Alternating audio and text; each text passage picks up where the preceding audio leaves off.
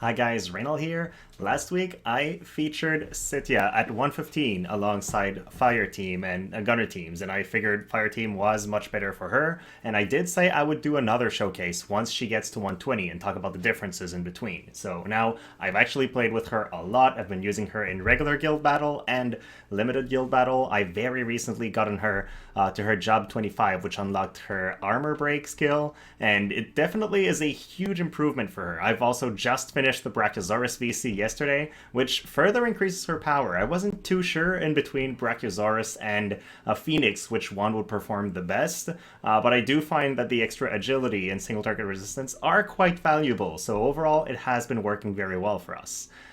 So we'll begin by taking a look at our team, and of course we have Cetia in first.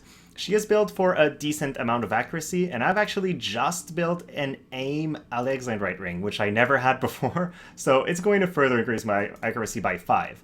With this and the Odin Esper, she hits reliably enough against an enemy Starlet Elena or an enemy to be. She seems to be hitting 60 to 70% of her hits, but I am using the secrets of the Hard Vision card to increase my luck a little bit, so that will play its part.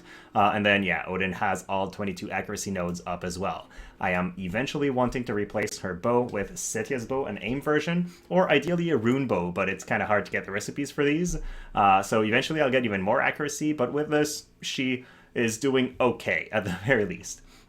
1100 attack is very good for a ranged attacker, but not that much HP, so she typically takes 2 hits before going down. Against magic attacks, though, she can take 3 hits with Phoenix VC. Now that we've taken away that VC, though, her magic resistance is a little bit lower, and maybe she'll go down a little bit quicker. We'll have to wait and see how that plays out.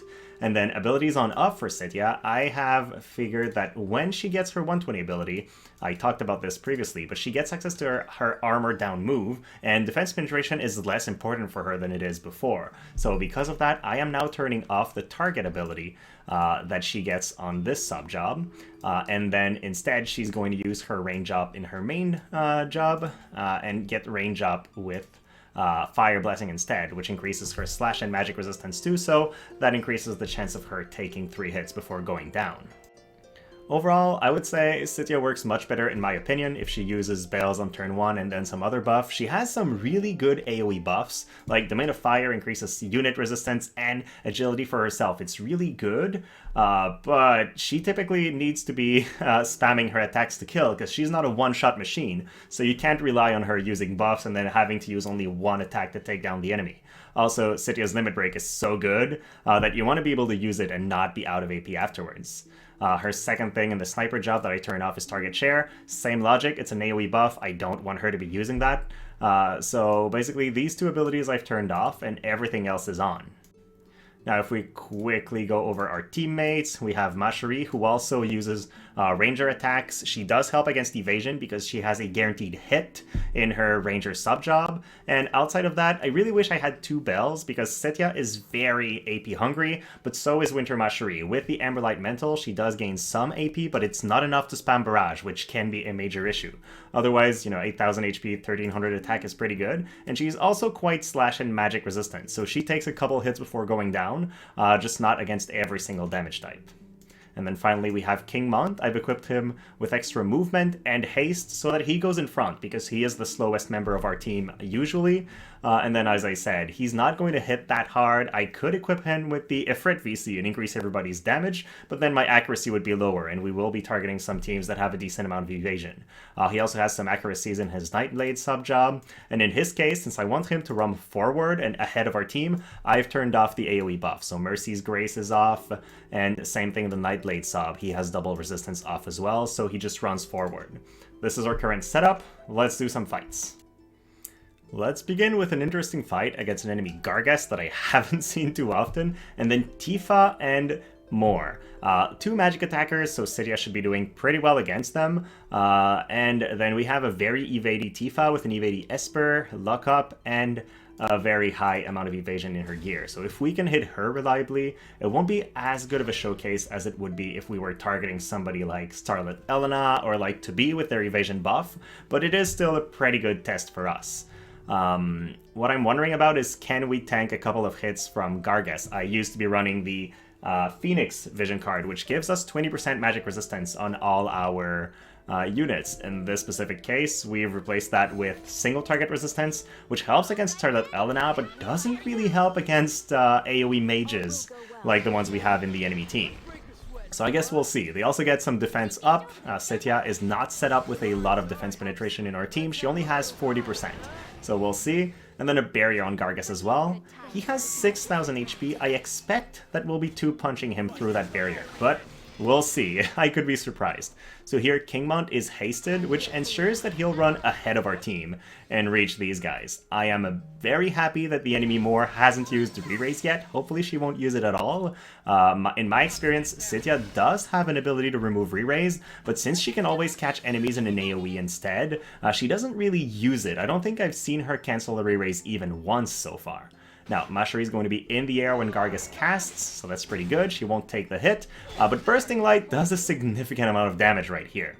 Now, this guy is wounded, and it seems like he'll also be getting berserked. Alongside, I think it's Tifa. It's kind of hard to tell with that column blocking the way. Yes, it is Tifa. So now we are in a pretty good spot, but King Mod gets obliterated by the enemy Moore, who chooses to use the Spirit Penetration move. We just finished Gargas with a basic attack through his barrier. Now, he was berserked, so he was taking 50% extra damage from that attack.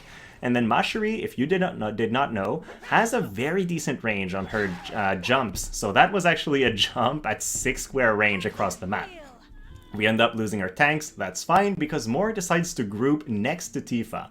And here, I wonder what we will choose to do. We choose the Limit Burst. That is the highest amount of damage that Cetia can do, usually because it impels fire before dealing damage, and it has the highest mod against within all her attacks. So with that, she's able to one-punch a Moore, and she hasn't missed an attack so far. Now, the previous team was not the meta win team. I would say this is kind of the meta win team. We have Jeume, we have Halloween Little Leela with Typhon, so as much damage as she can have, and then a Moore with her own vision card. It's as strong, I think, as Wind gets, with perhaps the option of having a Winter Luartha as well that does massive physical damage. In this case, what I'm very scared of is if we get caught in AoEs, our units will go down alongside King Mont, and that could lead to a defeat. But hopefully, he'll be separating from our team, just like he did last fight, and that's going to be enough. Another big issue we might have is, again, our Cetia does not use the defense penetration up move very early in her set. It's actually turned off, so she remains at 40%. It will not be enough to burst through a Jeume that has the Golem Esper and then her own vision card. She begins the fight with somewhere around 50 defense and goes up even higher as the fight goes on, so it will be very hard for us to take her down. I guess we'll see. Now, very weird to see an enemy Little Leela with an ability from White Mage turned on. Usually she doesn't cast, so I think she might be messing up her AI a little bit here. That's not an ideal turn for her in my opinion. But hey, we'll see what happens. Cetia has some extra magic resistance, that's definitely going to be handy. And then Leela increases her movement further. Okay. Kingmont does run ahead of everybody else, that's really good for us, but unfortunately Moore has time to use re-raise. I think everybody's used their buffs here. Let's see the fight begins. Enemy Jeume increases her single target resistance, definitely bad because it makes it so that we waste a lot of AP here. And then we stay grouped, which is kind of dumb. In this context, I wish my units had separated because that would protect us against Little Leela a little bit. Still, Thermal Exposure almost takes out Leela, but she's still alive. And Drain Evocation only reaches Mashari, so she ignores our tank for this hit. Still, doesn't matter too much. We take Leela down while Jeume is still healthy in the back. They're still trying to chew through King Mont because they haven't been focusing their attacks on him. But Mashari's out of AP. Again, the single target resistance from Jeume really making us waste a lot of AP. And then we take down Moore in the back, but she has re-raise, comes back. I was saying earlier that we don't use re-raise removal very often with Cetia. She kind of doesn't like to use that move very much. So they take two of our guys out, and then they split as well, which makes it a bit harder to hit both. But the AoE options on Cetia are very good, so she's still able to do it, hits them both once more, and we take them down, and she hasn't even taken any damage here. And now the one matchup that really matters, can they do anything against Light? This Elena is built for pretty much maxed out evasion, but they don't have a Shiva card, so it's 20 less than it could be. But our King Mont is really built towards physical fighting right now, so he will be taking massive damage. If I wanted to have a better chance to beat this team, I would probably switch King Mont out for Charlotte instead, and then I would have a tank that can actually take punishment for a short while. Outside of that, we might just not be able to hit the enemy Starlet Elena, so that could be an issue. We do have a guaranteed hit with Winter Mastery, but I guess we'll see what happens there. And then they do have Cetia as well, but theirs will be a lot weaker because she doesn't have multiple fire-oriented vision card to support her. So let's see what happens. Ours goes forward first, but theirs is set up to use the exact same buff. And at that point, we have the typical start. Our King Mont is going to be hasted and rushing towards Jayden, who I hope can't reach just yet. Okay, good, because it would have been pretty bad if he had a chance to hit our Winter Mastery and King Mont together. Now, enemy Star Elena moves forward. I hope Cetia can take down the enemy Cetia in one hit, and yes, she can. It's the first time she uses it in this video, I think, but that was her 120 ability, so we've seen it, and it is very useful against a squishier enemy like this one. So we do one hit on Starlet Elena, but unfortunately our Winter Mastery groups next to King Mont, and I think she'll be taken down right here. If that's the case, we're in pretty big trouble because she is our one unit with Sharpshoot. So there we go, we lose her right away, and I'm not too sure if we will have any way of dealing with this enemy Starlet Elena. I do think, though, she did not dodge our King Mont's attack. He has a little bit of accuracy, but mostly he has his Nightblade Mastery as well to increase his accuracy further. So she doesn't dodge that. She does dodge the hit from Cetia, though. So we were wondering if Cetia could be accurate. Not that much. Now, can King Mont follow up? From the back, misses. He was very lucky, I think, to even get that one hit earlier. Now, we take down Jayden. Great. That's one threat down. Elena's still berserked for a short while. We just need a couple more chances to hit here. Let's see what happens. We try one more time, and this time she hits. So she did land 1 out of 2 on the enemy Starlet Elena. Unfortunately, we can't see the exact numbers. So this time, let's go for an even nastier matchup. They have Engelbert, Starlet Elena, and Yuna.